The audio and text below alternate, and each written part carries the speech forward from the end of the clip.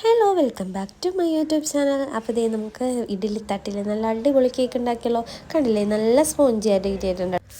അപ്പോൾ ഇതുണ്ടാക്കാനായിട്ട് നമുക്ക് ബീറ്ററോ ഓവനോ ഒന്നും വേണ്ട, മെഷറിംഗ് കപ്പും വേണം. നമുക്കൊരു സ്പൂണും ഇതേപോലെ ഇഡ്ഡലി തട്ടും മാത്രം മതി കേട്ടോ. പിന്നെ ഒരു മിക്സിയുടെ ജാറും വേണം. ഇത്രയാണ് നമുക്ക് മെയിനായിട്ട് വേണ്ട സാധനം. അപ്പോൾ ഇത് നമ്മൾ ഒരു ഇഡ്ഡലി തട്ട് എടുത്ത് വെച്ചിട്ടുണ്ട് കേട്ടോ. ഇതിൽ ഉണ്ടാക്കുന്ന ക്വാണ്ടിറ്റി മാത്രം നമ്മൾ ഉണ്ടാക്കണമല്ലോ. അതിലോട്ട് നമുക്ക് സൺഫ്ലവർ ഓയിൽ കുറച്ച് സ്പ്രെഡ് ചെയ്ത് കൊടുക്കേണ്ട. നമുക്ക് വെളിച്ചെണ്ണ അല്ലാത്ത ഏത് ഓയിൽ വേണമെങ്കിലും എടുക്കാം. അപ്പോൾ ഞാനവിടെ സൺഫ്ലവർ ഓയിലാണ് എടുത്താക്കുന്നത്.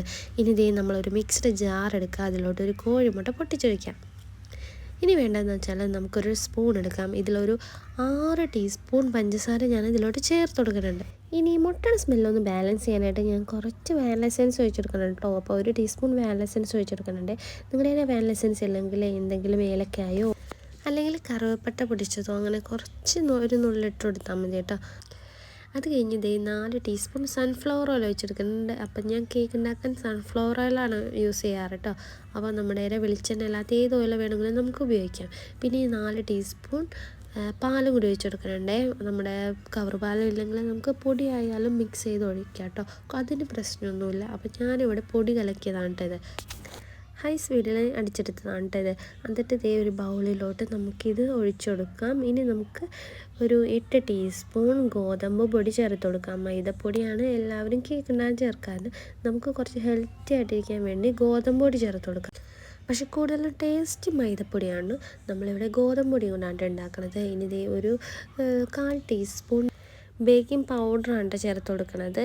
ഇനി ഇതേ കുറച്ച് ഉപ്പും കൂടി ചേർത്ത് കൊടുക്കുക. ഉപ്പിടുന്ന വീഡിയോ ഞാൻ എടുത്തില്ല, അത് മിസ്സായിപ്പോയി. അപ്പോൾ ഇതേ നമ്മൾ കുറച്ച് ഉപ്പ് എന്തായാലും ഇട്ട് കൊടുക്കണം കേട്ടോ. ഒരു നുള്ള് നമ്മൾ ഒരു ഇത്തിരി ഉപ്പ് മതി, ഒരു 1/4 ടീസ്പൂൺ ഉപ്പ് തന്നെ മതിയാവും. എന്നിട്ട് നമ്മളിതേ കുറച്ചും കൂടി പാൽ ചേർത്ത് കൊടുക്കണേ. കുറച്ചും കൂടി ഒന്ന് ലൂസാക്കി എടുക്കാൻ വേണ്ടിയാണ് അങ്ങനെ കുറച്ചും കൂടി പാലെടുത്തത്. നമുക്ക് മൈദപ്പൊടി ഉണ്ടെങ്കിൽ മൈദപ്പൊടി കൊണ്ട് ഉണ്ടാക്കാം കേട്ടോ. നമ്മുടെ ഗോതമ്പൊടി ഓൾറെഡി എല്ലാവരെയും വീട്ടിൽ കാണും. ഇനി ഞാൻ ചെറിയൊരു ബൗളിലോട്ട് അതിൽ നിന്ന് കുറച്ച് മിക്സ് എടുത്ത് മാറ്റിയിട്ട് അതിലോട്ട് 1 ടീസ്പൂൺ കൊക്കോ പൗഡർ എടുക്കുക. അത് നല്ല രീതിയിൽ മിക്സ് ചെയ്യാം കേട്ടോ. അപ്പോൾ നമുക്ക് ചെറുതായിട്ട് ഒരു മാർബിൾ കേക്കിൻ്റെയൊക്കെ ആ ഒരു ഫില്ലിങ് നമുക്ക് ചെയ്യാൻ വേണ്ടിയാണ്. അങ്ങനെ ഇതിലോട്ട് കുറച്ച് പാലും കൂടി ഒഴിച്ചിട്ട് കുറച്ചും കൂടി നല്ല രീതിയിൽ മിക്സ് ചെയ്തെടുക്കാം. പാലൊഴിച്ചാലേ കുറച്ചും കൂടി അത് നല്ല രീതിയിൽ മിക്സായി ലൂസാക്കി എടുക്കാൻ പറ്റുള്ളൂ. എന്നിട്ട് ഇതങ്ങോട്ട് മാറ്റി വെക്കാം. അപ്പോൾ ഇതേ നമുക്കിനി ഫില്ല് ചെയ്യണം. അപ്പോൾ ഇതേ ഇഡ്ഡലി തട്ടെടുക്കുക. അതിലോട്ട് ഫസ്റ്റ് നമ്മൾ വൈറ്റ് ബാറ്ററാണ് ഒഴിച്ചത്. നമ്മൾ പാലൊക്കെ എടുക്കുമ്പോഴേ തണുത്ത പാൽ, ഇപ്പോൾ ഫ്രിഡ്ജിലൊക്കെ വെച്ച് തണുത്ത പാലല്ലേ, അത് ഒഴിക്കരുത്. പിന്നെ നല്ലോണം ചൂടുള്ള പാലും യൂസ് ചെയ്യാൻ പാടില്ല കേട്ടോ. അപ്പോൾ ഏകദേശം ഒരു ചെറു ചൂടുള്ള പാലൊക്കെ ആണെങ്കിൽ നോർമലി കുഴപ്പമൊന്നുമില്ല. അങ്ങനെ ഇനി നമ്മളിതേ മാറ്റി വെച്ച ചോക്ലേറ്റിൻ്റെ മിക്സും കൂടി ഇതിലോട്ട് ചേർത്ത് കൊടുക്കുന്നതിന് കൊക്കോ പൗഡർ ഇട്ടുകൊണ്ട് ചോക്ലേറ്റിൻ്റെ ഒരു ഫ്ലേവർ ആയിരിക്കുമല്ലോ, അതും കൂടി ഇതേപോലെ സെൻറ്ററിൽ ഇങ്ങനെ ഒഴിച്ചു കൊടുക്കാം കേട്ടോ. അത് കഴിഞ്ഞ് നമുക്ക് ചോക്ലേറ്റിൻ്റെ മിക്സ് ഒഴിച്ചതിന് ശേഷം നമുക്കിനി വൈറ്റ് മിക്സും കൂടി ഒഴിച്ചു കൊടുക്കാം. അത് കഴിഞ്ഞ് വൈറ്റ് മിക്സ് ഒഴിച്ചിട്ട് നമുക്ക് ബാക്കി നമുക്ക് കുറച്ചും കൂടി ഉണ്ടാവും ചോക്ലേറ്റിൻ്റെ മിക്സ്. അതും കൂടി ലാസ്റ്റ് ഫൈനൽ നമുക്കൊന്ന് ഒഴിച്ചു കൊടുക്കാം. കറക്റ്റ് ബാറ്റർ ആയിക്കോട്ടെ.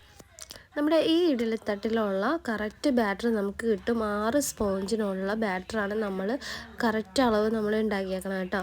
അങ്ങനെ ഇതെല്ലാം ഏകദേശം പരിപാടിയൊക്കെ കഴിഞ്ഞു. ഇനി നമുക്കൊരു ടൂത്ത് പിക്ക് എടുക്കുക. എന്നിട്ട് ഇതേപോലെ നമുക്ക് എന്തെങ്കിലുമൊക്കെ ആയിട്ട് ഒരു ഡിസൈൻ നമുക്ക് കൊടുക്കാം കേട്ടോ. ഞാനിങ്ങനെ പല മുകളിലോട്ടും അടിയിലോട്ടൊക്കെ ആക്കിയിട്ടുള്ള ഒരു ഡിസൈനാണ് കൊടുക്കുന്നത് നമുക്ക്. അപ്പോൾ ഒരു മാർബിൾ കേക്കിൻ്റെയൊക്കെ ആ ഒരു ടെക്സ്ചർ നമുക്ക് കറക്റ്റ് കിട്ടും.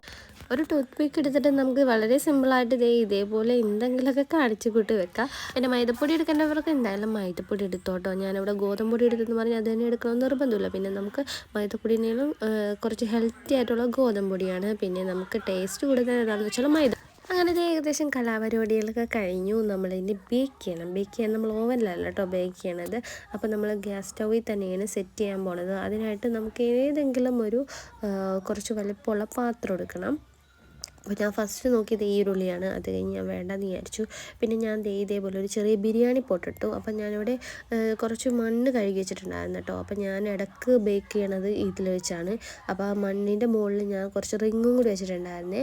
എന്നിട്ട് അതിൻ്റെ മുകളിൽ വെച്ചാണ് ബേക്ക് ചെയ്തത്. നമുക്ക് മണ്ണിട്ടില്ലെങ്കിലും കുഴപ്പമില്ല കേട്ടോ. പിന്നെ നമുക്ക് ഏത് പാത്രമായാലും എടുക്കാം ബിരിയാണി പോട്ടോ. പിന്നെ എന്തായാലും നമുക്ക് റിങ് വെക്കണം. അടിയിൽ റിങ് വെച്ചതിന് ശേഷം മാത്രം ഇത് വെക്കാൻ പാടുള്ളൂ. പിന്നെ നല്ല രീതിയിൽ മൂടി വെക്കാം. അത് കഴിഞ്ഞ് വെന്താന്ന് നോക്കാൻ ഇതേപോലെ ടോപ്പിക്കെടുത്ത് ഇത് ഇങ്ങനെ ഒന്ന് ചെറുതായിട്ട് കുത്തി വെക്കാം. അപ്പോൾ അത് ഒട്ടിപ്പിടിക്കണില്ലെങ്കിൽ നമ്മുടെ സംഭവം വെന്തിട്ടുണ്ട്. 15-20 മിനിറ്റ് ആകുമ്പോഴേക്കും ഏകദേശം ഇത് സെറ്റ് ആവും കേട്ടോ. അപ്പോൾ എനിക്ക് ഏകദേശം ഒരു 15-20 മിനിറ്റ് എടുത്തത് റെഡി ആവാനായിട്ട്. പിന്നെ നന്നായിട്ട് ചൂടാറിയതിന് ശേഷം ഇത് വിട്ടു പോകുന്നുള്ളൂ. അപ്പോൾ ചൂടാറിയതിന് ശേഷം എടുക്കാം. അപ്പോൾ നിങ്ങൾക്ക് ഈ വീഡിയോ ഇഷ്ടപ്പെട്ടെങ്കിൽ ലൈക്ക് ചെയ്യുക, ഷെയർ ചെയ്യുക. പിന്നെ എൻ്റെ ചാനൽ സബ്സ്ക്രൈബ് ചെയ്തിട്ടില്ലെങ്കിൽ സബ്സ്ക്രൈബ് ചെയ്യുക. അപ്പോൾ അതിൻ്റെ ഓൾ എന്ന ബട്ടൺ ക്ലിക്ക് ചെയ്യുന്നതിന് ഞാൻ ഇടുന്ന എല്ലാ വീഡിയോസും നിങ്ങൾക്ക് കാണാൻ പറ്റും.